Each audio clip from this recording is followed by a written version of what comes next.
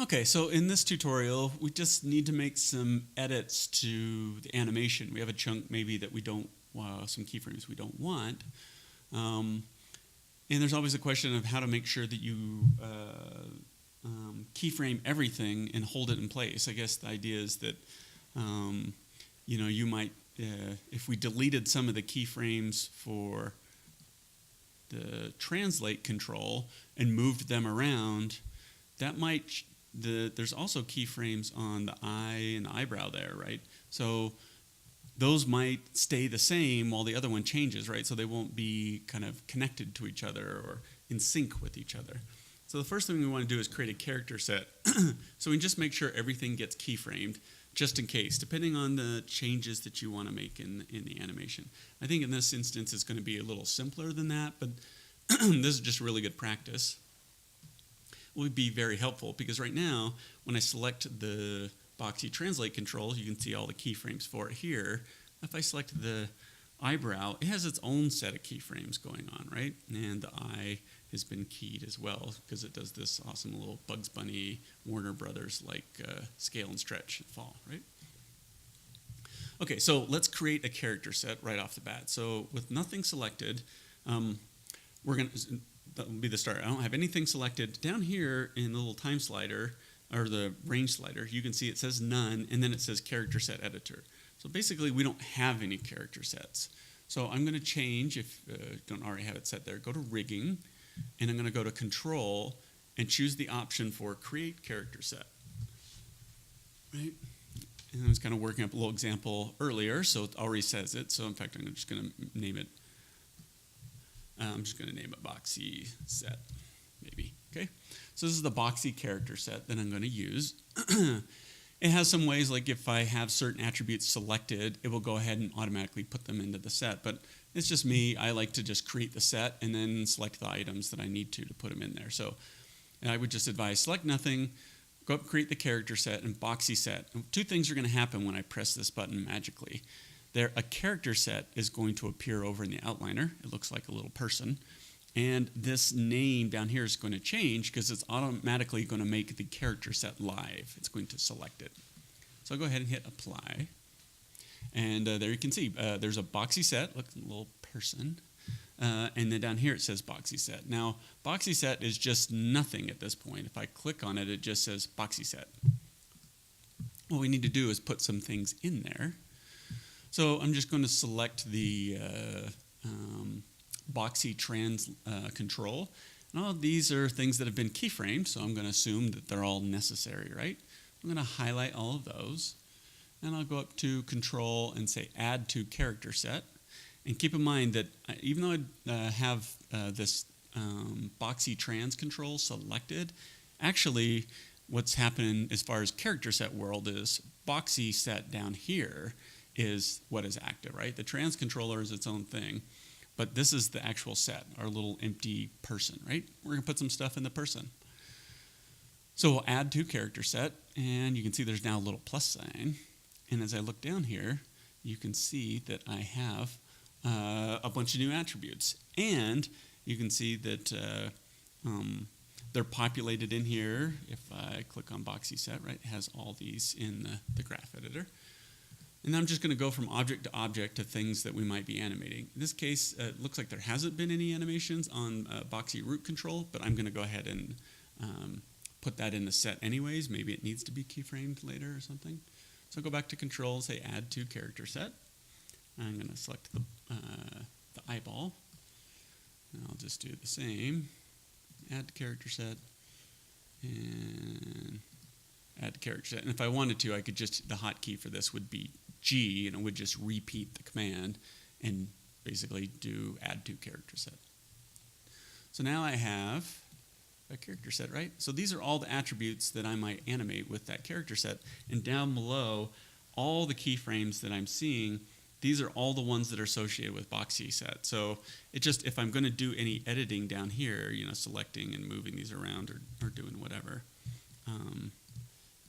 this is a good place for me to be able to do that, right? Because now I don't have to, if I make a, I mean, this would be very difficult, right? If I highlighted these and shrunk this down, and I only had done it for the controller, then I'd have to go back and select the keyframes for the eyeball, and I'd have to select the keyframes for the eyebrow, and select this. So this is a good way for us to just do this together. All right, so now we have that, it's still active. Again, this is, in this example, it won't be as big a deal, depending on whatever changes you might want to make. Could be a bigger deal. Okay, so our character comes up, let's see, comes back down, and then you can see we switched with the Uber cam, right? So it backs up, and it goes forward, and it backs up, and it goes forward, backs up, and then it goes forward like it's building up speed, right? Which is a good idea. I think in the discussions with the student, there were questions like maybe that's too much back and forth, back and forth. So what I'm going to do is just kind of try to make a clean cut here. I want to make sure that the character gets to this point, and I kind of figured out what the other frame would be. So I also want it to get to this point where it backs all the way up right here, right? So 192.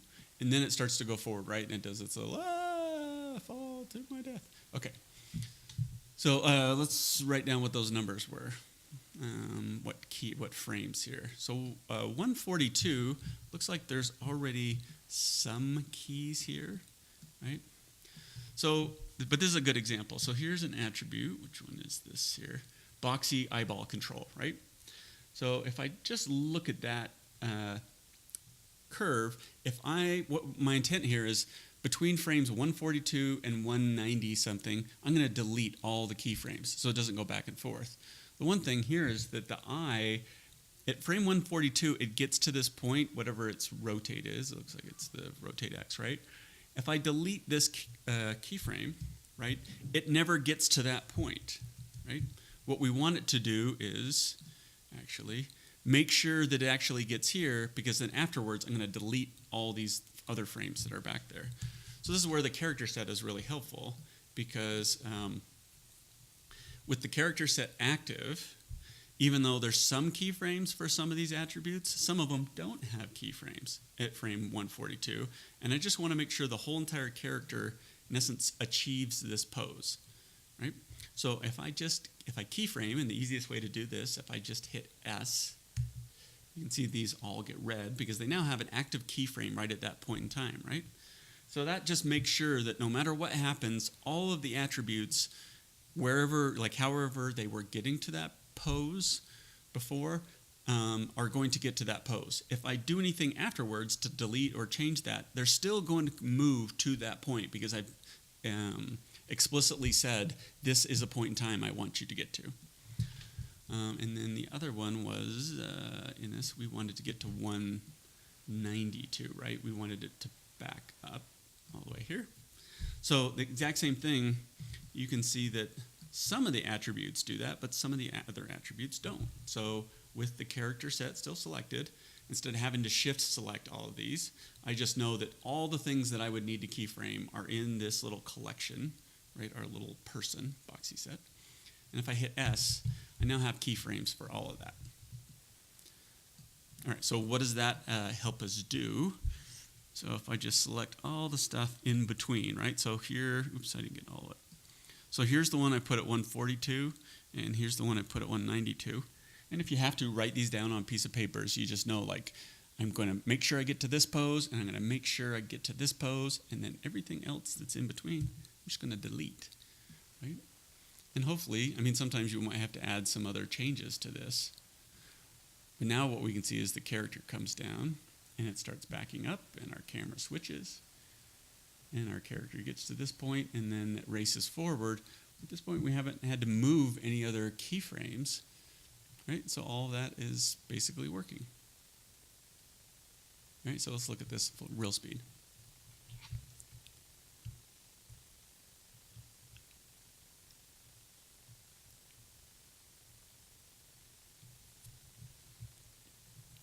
All right,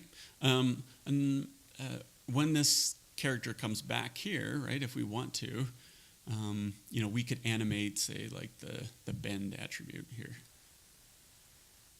So maybe what it does is as it starts backing up, maybe let's make this minus 15.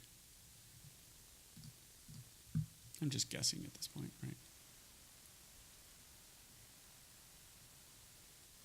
Right, maybe, in fact, let's do minus 10 there. So what I'm doing now is just keeping it, like, easing back into it. In fact, maybe if I get to this point, maybe I make this minus 10 still. Oops, I was off one frame. 192 minus 10.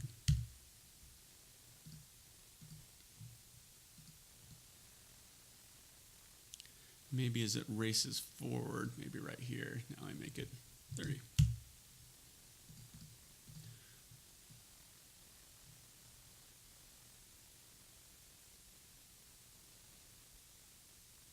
All right, so there's still plenty of animation that could be done, like little tweaks here and there as we've kind of made that change, but we've eliminated a section of animation, right? It's like doing a film edit.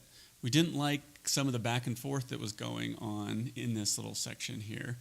So what we did is just made sure we had clean cuts, right? We made sure there was keyframes for everything at 192, and we made sure there were keyframes for everything at 142 and 192, right? So that it would be a nice, clean transition, but either way, it would get to this point, and it would get to this point, and then any other stuff that we delete or add to it will be, you know, in addition or subtraction. But we for sure get the parts that we totally need, right? It's like making sure that we see a certain part. One thing I did want to mention here, maybe this is totally unrelated to the character set, is, you know, one thing is the shot comes up like this, and the character, it stays on this frame after the character runs through it just a little bit. So let's just say 222. So I'm going to select the Uber camera. And the other thing too is I have the Uber camera selected, but also the character set is still shown. So if you don't want to use the character set, when you want to turn it off, just say none. Right? So now I just see the frames of the Uber camera. So in this case, I'm just going to select these keyframes and move them over so that the camera makes a cleaner cut, right? So at this point, we see it basically running into the camera, and then the next frame we're out here. And it makes it a little bit cleaner, because before we were seeing it like these few frames kind of flash at us, and it's a little disorienting, I would say. So just move those over. And these keyframes here, when we use step keyframes, and when we created the Uber camera, it does this for us. These frames just mean, like, say at 160, the Uber camera is at this point in space, and then the very next frame, it goes to a new place. So the same thing here at 122, it's right there at the top of the ramp with the boxy running into it. And then the very next frame, we back up a little bit, right, and we can see it coming off, and it does this fun little thing, right? So sometimes, you know, really, sometimes we animate too much. We put too much stuff in there, and we can't really read all the things that are going on. Let's go back and just look at this as a whole. So I think right now the idea that there's a pretty specific challenge.